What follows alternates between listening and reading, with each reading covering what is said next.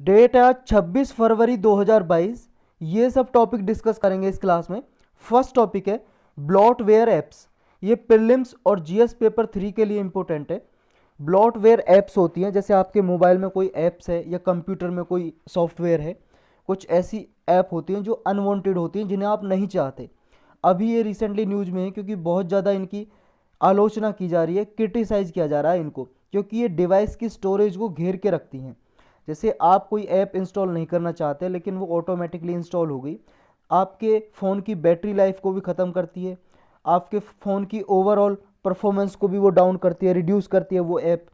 या फिर वो आपके जो स्टोरेज है फ़ोन की इंटरनल, उसको भी वो घेर के रखती है, इसलिए न्यूज़ में है। इन्हें पॉपुलरली नाम से तो बॉटवेयर ऐप के नाम से ही पुकारा जाता है, लेकिन इन्हें पीयूपी के नाम से भी जाना जाता है, potentially unwanted program. Unwanted program यही है कि यूज़र को चाहिए नहीं है, यूज़र मतलब जो फ़ोन चला रहा है, लैपटॉप चला रहा है, कंप्यूटर चला रहा है, उस आदमी को ये चाहिए नहीं सॉफ्टवेयर या ऐप, लेकिन फिर भी उसके प्रोग्राम की तरह उसके कंप्यूटर, लैपटॉप या मोबाइल में वो इंस्टॉल्ड हैं। वो हैं नीडलेस प्रोग्राम होते हैं, ये कोई ज़रूरत नहीं होती इनकी। ना तो डिवाइस की परफॉर्मेंस में इनकी ज़रूरत होती है और ना ही और किसी काम के लिए। जो डिवाइस मैन्युफैक्चरर होता है, जैसे मान लो आपने मोबाइल ख़रीदा सैमसंग कंपनी का, अब सैमसंग जो कंपनी है ये डिवाइस मैन्युफैक्चरर हो गया, ये ऑलरेडी जब फ़ोन बेचेगा फ़ोन में ही कुछ ऐप ऐसी इंस्टॉल करके दे देगा, उन्हीं को बोलते हैं ब्लॉटवेयर ऐप्स। लेकिन वो यूज़र को नहीं चाहिए, वो यूज़र को बिल्कुल नहीं चाहिए। जैसे मान लो गूगल डियो है, बहुत लोग यूज करते हैं, बहुत लोग यूज नहीं करते गूगल डियो, लेकिन फिर भी वो इंस्टॉल होके आता है, वो चाहिए नहीं यूज़र को। लेकिन ये क्या है, इंटरनल ऐप है, जब मोबाइल में बनाया गया था तो इंटरनली डाल दी गई थी, लेकिन इनको डिलीट भी नहीं किया जा सकता। ये मोबाइल में लोकेट रहती हैं और इंटरनल स्पेस को घेर के रखती हैं। आप इस गूगल के डियो के आइकन को तो डिलीट कर सकते हो, लेकिन इंटरनली फिर भी रहेगी ये, तो ये परमानेंटली डिलीट नहीं हो सकती, लेकिन आपके जगह को घेर के रखती है।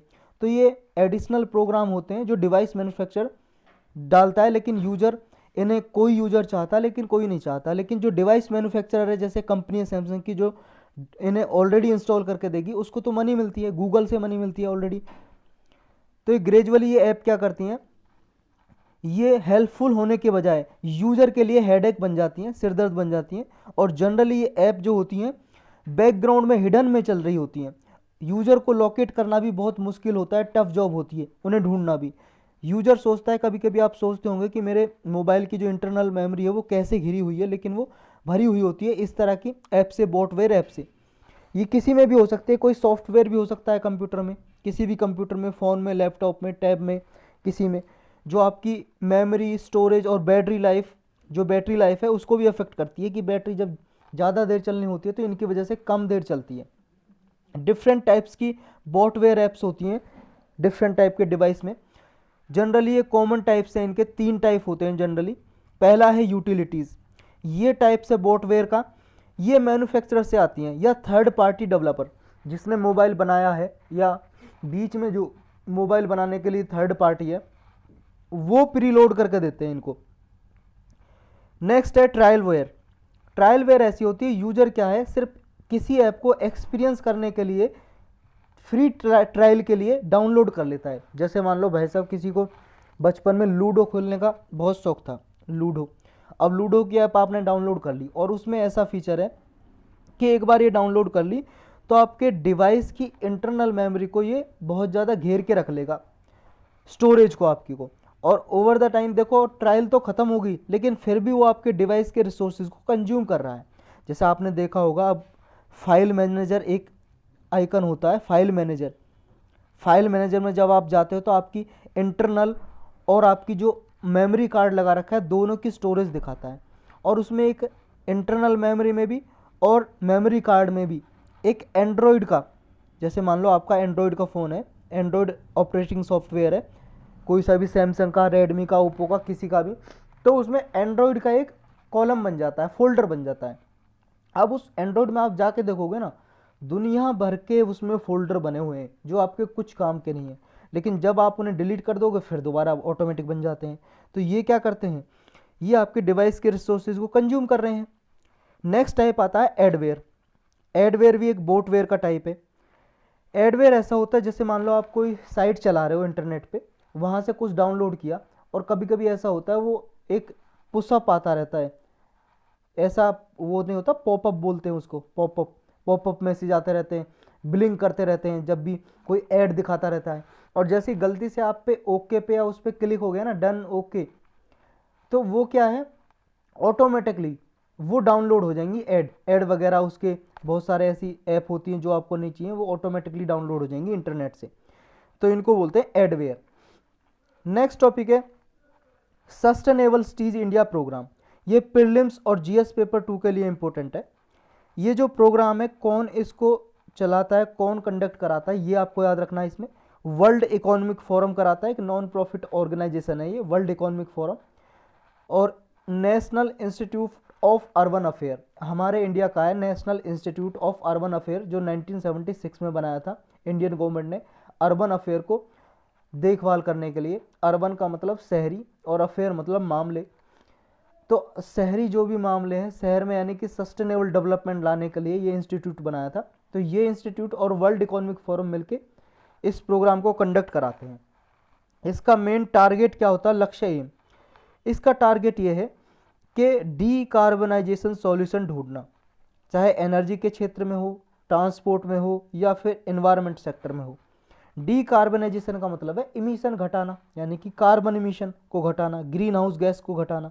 और ग्रीन हाउस गैस क्योंकि पॉल्यूशन फैलाती है हमारे इन्वायरमेंट में, जिनकी वजह से ग्लोबल वार्मिंग होती है, अर्थ का टेम्परेचर बढ़ना, अर्थ का एटमॉस्फेयर का एवरेज टेम्परेचर ग्रेजुअली इंक्रीज होना ही ग्लोबल वार्मिंग कहलाता है। तो इसलिए डीकार्बनाइजेशन करना इसका मेन लक्ष्य है इस प्रोग्राम का। ये जो फोरम है वर्ल्ड इकोनॉमिक फोरम और national institute of urban affair है, इन्होंने एक फोरम अडेप्ट किया है जिसका नाम है सिटी स्प्रिंट प्रोसेस, और एक टूल बॉक्स है जो इंडियन सिटीज़ में 5 से लेकर 7 इंडियन सिटीज़ 2 साल में ये डीकार्बनाइज करने का लक्ष्य रखा है कि कम से कम 5 से 7 सिटी को कार्बन जो इमिशन वहाँ पे ज़्यादा होता है उसको रिड्यूस किया जाएगा। सिटी स्प्रिंट जो प्रोसेस है, इसमें देखो इनके साथ साथ वर्ल्ड इकोनॉमिक फोरम और आपका जो national institute of urban affair है, इनके साथ साथ और भी multi sectoral multi stakeholder workshop काम करेंगे। कोई businessman, government, civil society leaders, ये सब मिलके इनके साथ सपोर्ट करेंगे ताकि डीकार्बनाइजेशन किया जा सके इन सिटीज़ का, और क्लीन इलेक्ट्रिफिकेशन को प्रमोट किया जा सके।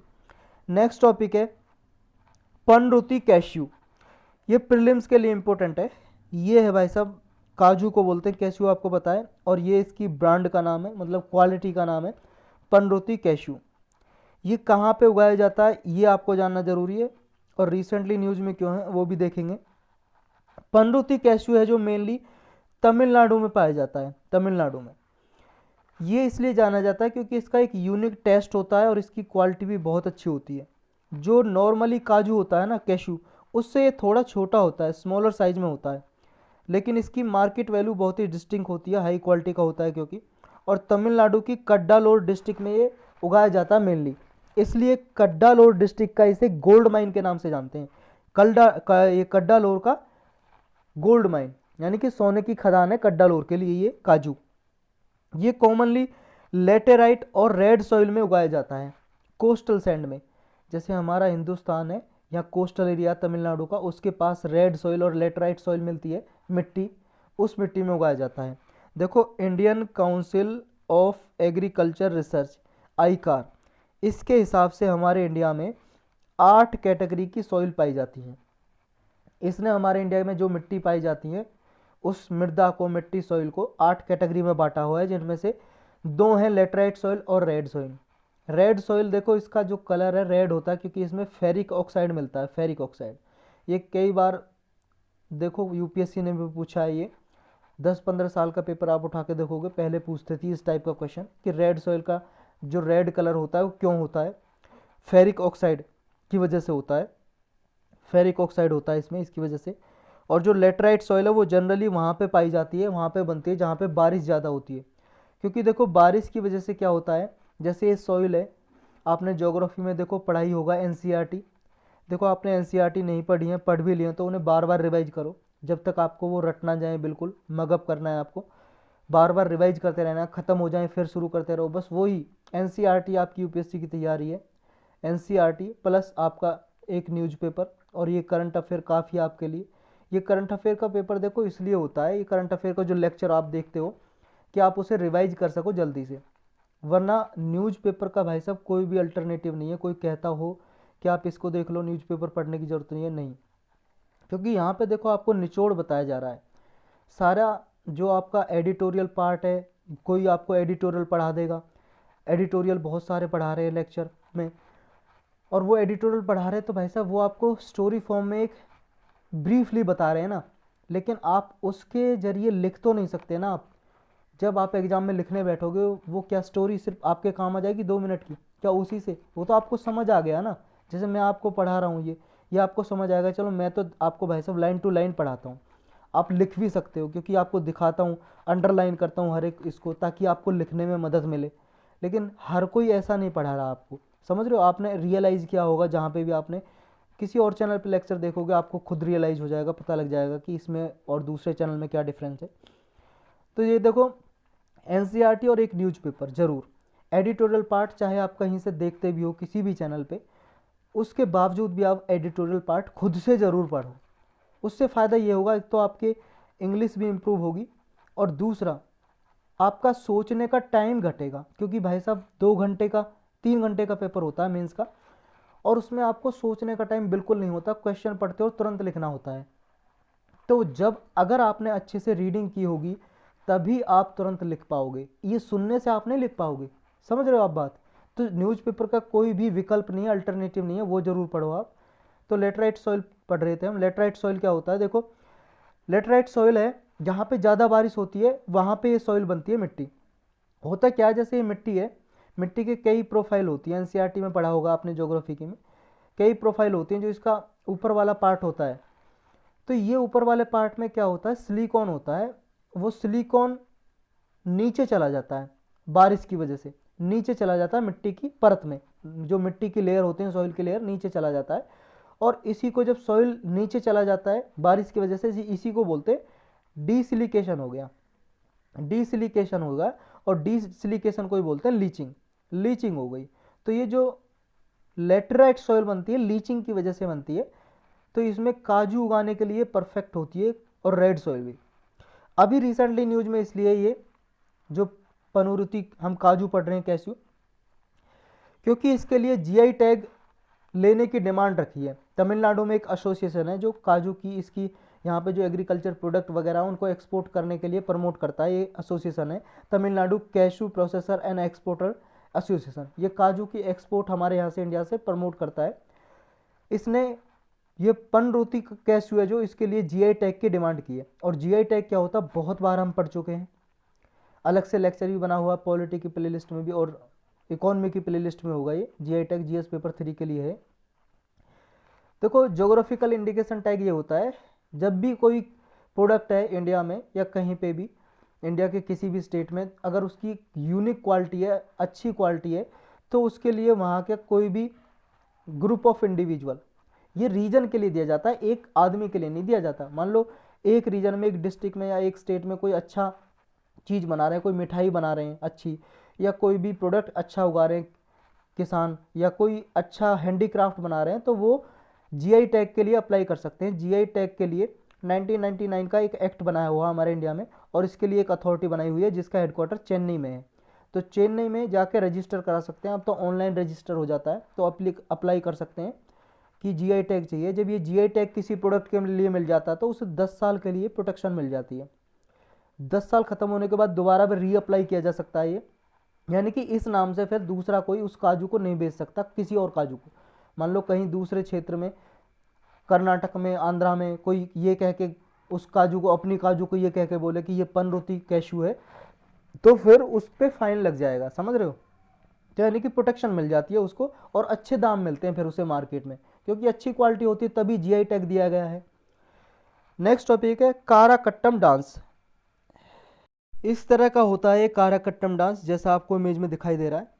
ये सिर पे कुछ इस तरह के बर्तन रखे जाते हैं जो घड़े बोलते हैं, पोट, जैसे पानी के घड़े नहीं होते जिनमें भरा जाता है पानी वगैरह, इस तरह के ये रखे जाते हैं बर्तन और इनको बैलेंस किया जाता है। ये कारकट्टम एंशियंट फोक डांस है तमिलनाडु का, और ये रेन गॉडेस के लिए परफॉर्म किया जाता है। रेन गॉडेस मतलब वर्षा की देवी, बारिश वाली देवी, जिनका नाम है मरियम्मन, इनके लिए परफॉर्म किया जाता है ये डांस। और अपने सिर पे ये बर्तन है, इनको बैलेंस किया जाता है परफॉर्मर के द्वारा जो इसे परफॉर्म करते हैं। अभी न्यूज में इसलिए है, एक ऑर्गेनाइजेशन है उसने डिमांड की है, जो काराकट्टम है इसको कुंभा कल्ली के नाम से भी जाना जाता है कुछ पार्ट में, और ये डिमांड किया ऑर्गेनाइजेशन ने कि केरल का भी इसे एग्रीकल्चर आर्ट फॉर्म की तरह रिकॉग्नाइज किया जाए, पहचान दी जाए इस डांस को। नेक्स्ट टॉप है NFT। NFT प्रीलिम्स और GS पेपर 3 के लिए इंपॉर्टेंट है। NFT का मतलब है नॉन फंजिबल टोकन। ये देखो ऑनलाइन होते हैं, डिजिटल फॉर्म में होते हैं। NFT डिजिटल फॉर्म की बात कर रहे हैं अभी हम।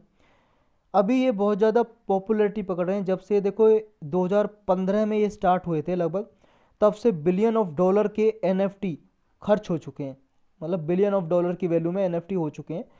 अभी बहुत ज़्यादा न्यूज में है क्योंकि बहुत ज़्यादा पॉपुलर हो रहे हैं ये डिजिटल फॉर्म में। तो क्या होते हैं NFT? NFT देखो टोकन है, ऑनलाइन इंटरनेट पे टोकन है एक तरह से। जैसे आप लूडो खेलते हो, या मान लो कोई भी आप गाना ऐप होगी आपके मोबाइल में, गाना ऐप, उसमें ऐसा आता है ना कि आप इतनी देर गाना सुनोगे तो आपको टोकन मिल जाएंगे डिजिटल फॉर्म में।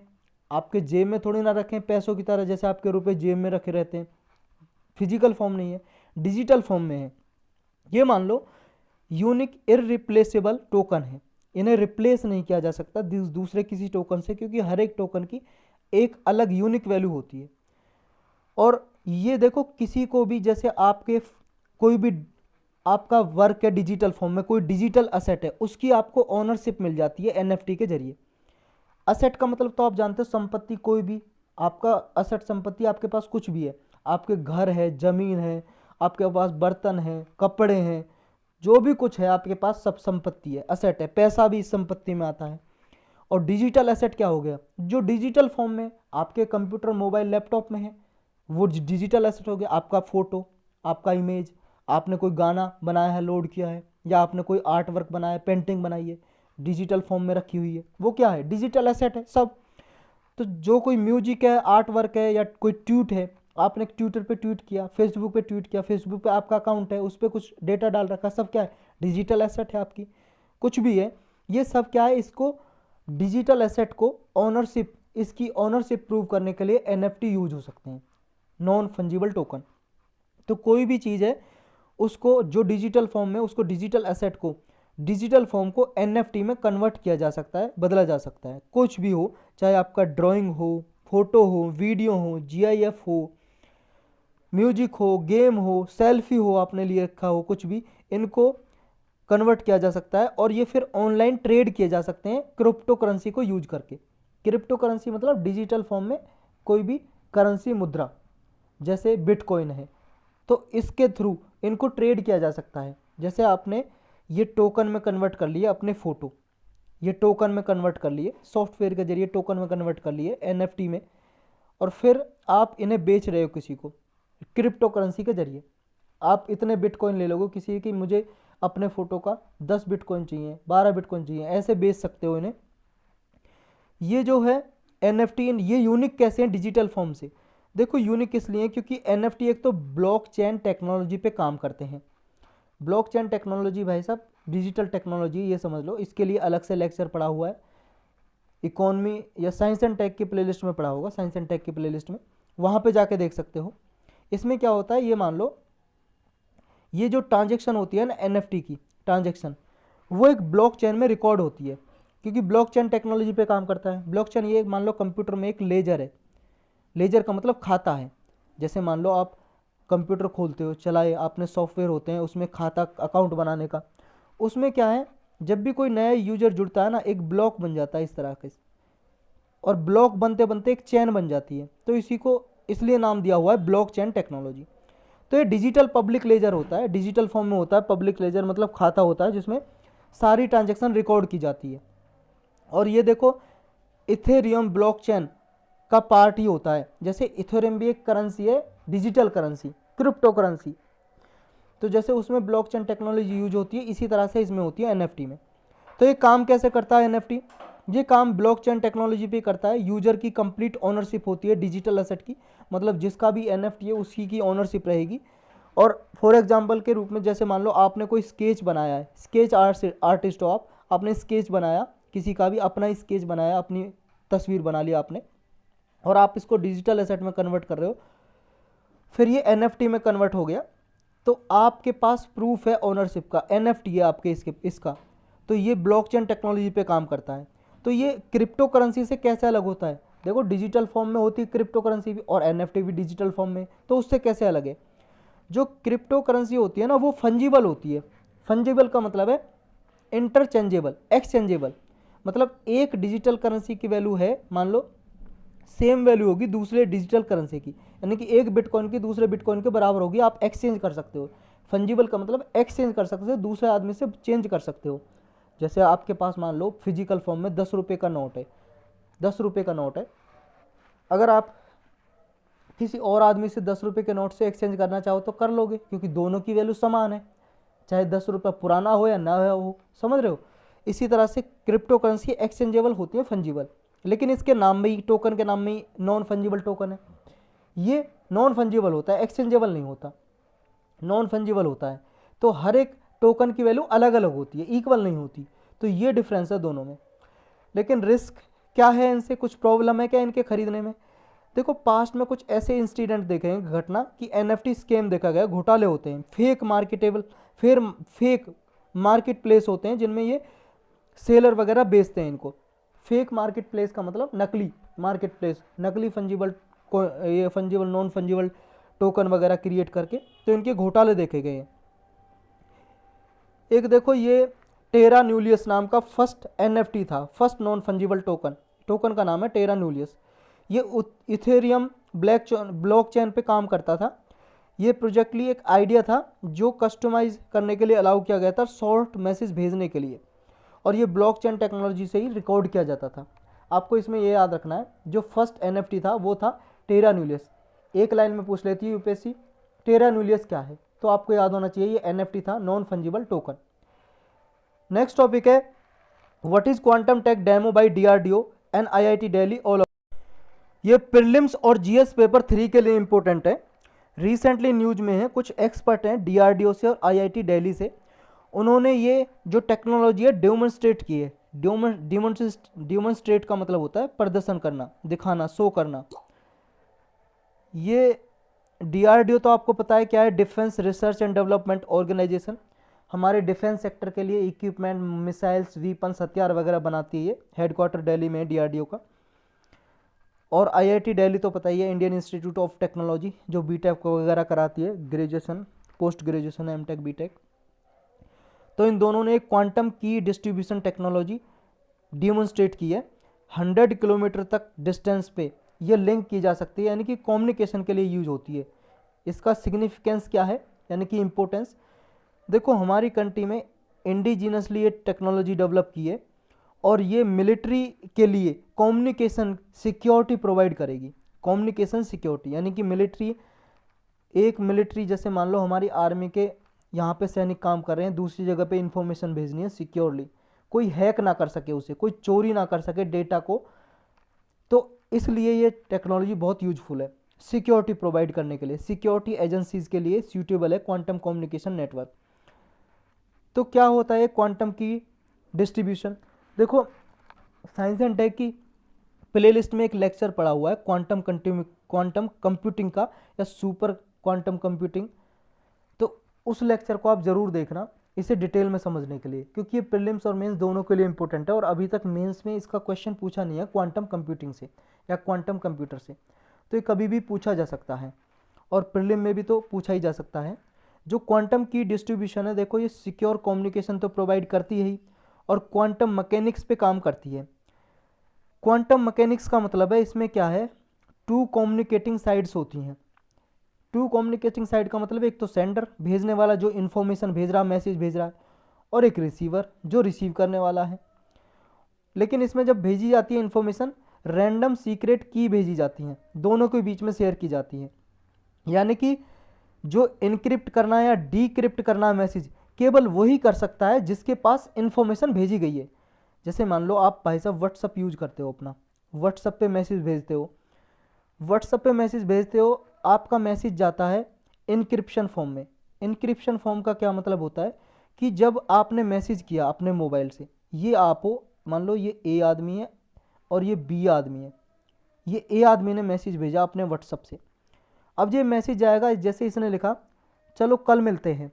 अब चलो कल मिलते ही ये बीच में इस तरह से नहीं लिखा होगा चलो कल मिलते हैं, इनक्रिप्शन फॉर्म में रहता है ये। यानी कि जैसे ये ऐसे 101 या स्टार हैश इस तरह की फॉर्म में रहेगा, यानी कि कोई पढ़ नहीं सकता इसे बीच में। जब रिसीवर के मोबाइल में पहुंचेगा व्हाट्सअप में तो उसे दिखाई देगा कि चलो कल मिलते हैं, उसे ऐसे ही दिखाई देगा, यानी कि कन्वर्ट हो जाएगा ऑटोमेटिकली। यानी कि रिसीवर है जो, उसके पास जो सॉफ्टवेयर था व्हाट्सअप था उसने कन्वर्ट कर दिया। तो ये जो क्वांटम कंप्यूटिंग है इसमें देखो 1 और 0 की फॉर्म में डेटा जाता है, क्वांटम फॉर्म में लिखा होता है कोई भी मैसेज या कोई भी डेटा। अब वो रैंडम सीक्रेट की प्रोवाइड की जाती है रिसीवर को। तो ये काम कैसे करता है पूरा डिटेल में समझते हैं। क्वांटम की distribution millions of polarised light particle transfer करता है। लाइट पार्टिकल मतलब फोटोन बोलते हैं। जैसे देखो आपके घर में बल्ब लगा होगा, कोई ट्यूबलाइट वगैरह लगी होगी, उससे जो लाइट निकल रही है वो फोटोन की फॉर्म में आ रही है, जो किरणें आ रही हैं, रेज दिखाई दे रही है आपको। आप बल्ब के साइड में देखो, आपको किरण दिखाई दे रही होंगी, रेज, वो फोटोन की फॉर्म में आ रही है, पैकेट ऑफ फोटोन होता है। तो इसी तरह से इंफॉर्मेशन भी फोटोन के रूप में भेजी जाती है फाइबर ऑप्टिकल केबल के जरिए। फाइबर ऑप्टिकल केबल होता है ब्रॉडबैंड इंटरनेट जो कनेक्ट होता है आपके मोबाइल से या लैपटॉप से। जैसे मान लो घर में राउटर लगा दिया वाईफाई का, और फिर वाईफाई से कनेक्टर जो केबल कनेक्ट हो रही है राउटर से, वो ऑप्टिकल फाइबर केबल है। इस तरह की केबल होती है आपके घरों में, जो शहर में रहते हैं, गांव में तो ये नहीं होता, जो शहर में लोग रहते हैं इस तरह की केबल से जुड़ा होता है वो इंटरनेट। जो ये फोटोन के फॉर्म में इंफॉर्मेशन भेजी जाती है ये रैंडम क्वांटम स्टेट में होता है, क्वांटम स्टेट में 1010 की फॉर्म में। अब ये कलेक्टिवली क्रिएट करता है फोटोन जो 1 और 0 की फॉर्म में होता है, 1 और 0 की फॉर्म में। जब ये फोटोन रिसीविंग एंड पे पहुंचता है, मतलब जिसको भेजा है, मान लो ए ने बी को भेजा है, जब ये फोटोन बी के पास पहुंचेगा तो बी के पास पहुंचने के से पहले ये बी में स्प्लिटर हो जाएगा, इन्फॉर्मेशन स्प्लिट हो जाएगी, अलग अलग फॉर्म में बढ़ जाएगी। अब ये फोटोन को रैंडम फॉर्म में एक पास से दूसरे फॉर्म में ये भेजेगा और फिर ये फोटोन कलेक्टर के पास पहुंचेगा। रिसीवर एंड के से पहले फोटोन कलेक्टर होगा। अब जो रिसीवर होगा ये रेस्पोंडर को ये रेस्पॉन्ड देगा, यानी कि जो सेंडर है जिसने इंफॉर्मेशन भेजी है सेंडर ने, उसको ये रेस्पॉन्स देगा कि आपका डेटा जो रिकॉर्ड किया था ये फोटोन मेरे पास ये आया है। ये ऑटोमेटिकली जो सॉफ्टवेयर होंगे भाई साहब ऑटोमेटिकली चली जाएगी इन्फॉर्मेशन। फिर सेंडर कंपेयर करेगा कि जो इन्फॉर्मेशन मैंने भेजी थी क्या वही इन्फॉर्मेशन सेम है। जब मैच कर जाएगी तो ये फिर फोटोन चला जाएगा उसके पास, रिसीवर के पास। यानी कि इसमें क्या होगा, अगर कोई फोटोन रॉन्ग होगा, मान लो रॉन्ग बीम कलेक्टर के पास पहुंच गया, मान लो इस जो स्प्लिट हुई थी इन्फॉर्मेशन ए से बी में गई ऑप्टिकल फाइबर केबल के जरिए, इसमें बहुत सारी इन्फॉर्मेशन स्प्लिट हो गई अंदर ही अंदर, और मान लो गलत इन्फॉर्मेशन इसके पास पहुंच गई, तो क्या होगा, ये जब जवाब देगा कि ये इन्फॉर्मेशन भेजी थी क्या यही है, तो ये कंपेयर करेगा। अगर उसे लगेगा गलत इन्फॉर्मेशन, ये गलत चली गई, तो ये इसको डिस्कार्ड कर देगा, ये हटा देगा, कैंसिल कर देगा, रद्द कर देगा, फिर दोबारा से भेज सकता है। यानी कि सिक्योर है ये। इनक्रिप्ट डेटा है जो इनक्रिप्ट किया जाता है वो सेम इन्फॉर्मेशन मैच हो जाती है इसकी वजह से। इसको अनब्रेकेबल कैसे बनाता है ये टेक्नोलॉजी। अनब्रेकेबल का मतलब इसे कोई हैक नहीं कर सकता, स्टील यानी कि डेटा स्टील नहीं कर सकता, चुरा नहीं सकता। कैसे, देखो ये जो इसकी एबिलिटी ये होती है, इसको डिटेक्ट करना बहुत मुश्किल होता है क्योंकि यूनिक होता है और फ्रेजाइल प्रॉपर्टी होती है फोटोन की। अगर कोई मान लो थर्ड पार्टी कोई हैकर है, हैकर मतलब जो डेटा चुराता है इंटरनेट पे, हैक करता है सिस्टम को, अगर वो हैक करने की कोशिश करेगा, फोटोन को पढ़ने की कोशिश करेगा, कॉपी करने की कोशिश करेगा, तो फोटोन की जो फोटोन में डेटा था, जैसे ये फोटोन जा रहे थे स्प्लिट हो गए, उसमें जो डेटा था वो डेटा की जो स्टेट है यानी कि पोजीशन है वो चेंज हो जाएगी, और चेंज होने पे ना जो एंड पॉइंटर रिसीवर है उसको पता चल जाएगा कि डेटा के साथ छेड़खानी की गई है। अब वो तुरंत पता लग जाएगा तो इस इंफॉर्मेशन को डिस्कार्ड कर देंगे, इसको लेंगे नहीं। मान लो किसी ने लिखा था कि चलो कल मिलते हैं, अब बीच में किसी हैकर ने छेड़खानी की तो इसके पास ऑलरेडी की होंगी ना, जो की भेजी होंगी, जो सेंडर ने ए ने बी के पास भेजी होंगी, कुछ सिक्योरिटी प्रोवाइड की होगी कि इस तरह का डेटा आएगा, लेकिन मैच नहीं किया ये इससे। तो ये चलो कल मिलते हैं, इसने बीच में हैकर ने चेंज कर दिया कि चलो कल नहीं, चलो परसों मिलते हैं।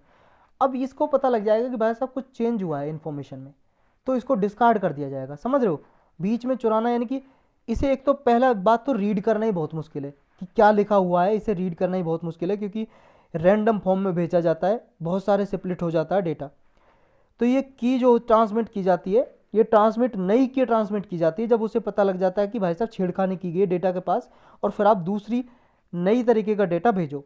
अब नई तरह का जब डेटा भेजा जाता है तो रैंडमली भेजा जाता है वो, मतलब जो ए ने बी के पास भेजा है वो स्प्लिट हुआ है डेटा, रैंडमली भेजा है, पता नहीं किस में होगा, किस फोटोन में डेटा होगा, सिर्फ किसको पता होगा, इस बी को पता होगा, क्योंकि बी वेरीफाई करेगा ऐसे क्या कि यही डेटा भेजा था। तो इसको ब्रेक करना, स्टील करना, हैक करना बहुत ही मुश्किल होता है। नीड क्या है क्वांटम की डिस्ट्रीब्यूशन की, इस टेक्नोलॉजी की ज़रूरत क्या है? देखो बहुत सारी ऐसी प्रॉब्लम होती है क्वांटम कंप्यूटर में भी जो सिक्योरिटी को थ्रेट पहुंचा सकती है, खतरा, क्योंकि बीच में कम्युनिकेशन को हैक किया जा सकता है। तो सिक्योरिटी के लिए सिक्योरिटी एजेंसी हैं जो मिलिट्री के लिए सिक्योर फॉर्म में डेटा ट्रांसफ़र करने के लिए ये इंपॉर्टेंट होती है कम्युनिकेशन के लिए, ताकि एक प्लेस से दूसरे प्लेस में आसानी से कम्युनिकेशन किया जा सके बिना किसी हैकिंग के। तो इसलिए इंपॉर्टेंट है। देखो पूरा अच्छे से डिटेल में जानना है ना, पूरा उसमें अच्छे से समझा गया है, इमेज दिखा के 10 की पैकेट फॉर्म में कैसे डेटा जाता है, कैसे वो जाता है, पूरा उस लेक्चर में है। साइंस एंड टेक के प्लेलिस्ट में देखो क्वांटम कंप्यूटिंग का लेक्चर। नेक्स्ट टॉपिक है रजाजा लेक, ये प्रीलिम्स के लिए इंपॉर्टेंट है बस। झील है एक रजाजा, इराक में है, अभी रिसेंटली न्यूज़ में है, क्योंकि ये पहले अपनी ब्यूटीफुल सीनरी के लिए जानी जाती थी ये झील, लेकिन अब यहाँ पे जो फिश हैं उनकी वजह से ये नुकसान हो रहा है यहाँ पे, और जो फर्टाइल लैंड हुआ करती थी, उपजाऊ भूमि, वो इनफर्टाइल हो गई, यहाँ पे बारन डिजर्ट हो गया। बारन का मतलब अनउपजाऊ भूमि, डिजर्ट का मतलब रेगिस्तान, बारन मतलब जिसमें कुछ उगता ना हो, ऐसी भूमि को बारन बोलते हैं। तो बारन डिजर्ट में कन्वर्ट हो गई है। जो रजाजा लेक है इसे लेक मिल्क के नाम से भी जानते हैं। ये साल्ट लेक है, अरबिक भाषा में मिल्क का मतलब साल्ट लेक होता है, यानी कि खारे पानी की लेक है, ये झील है। और ये इराक की सेकेंड लार्जेस्ट लेक है, सबसे बड़ी लेक है इराक में, लेक थारथर। बस आपको ये लोकेशन याद रखनी है कि लेक थारथर कहाँ पे, इराक में, और लेक मिल कहाँ है, इराक में। लेक मिल का नाम ही रजाजा लेक है। तो यही थे आज के टॉपिक बस।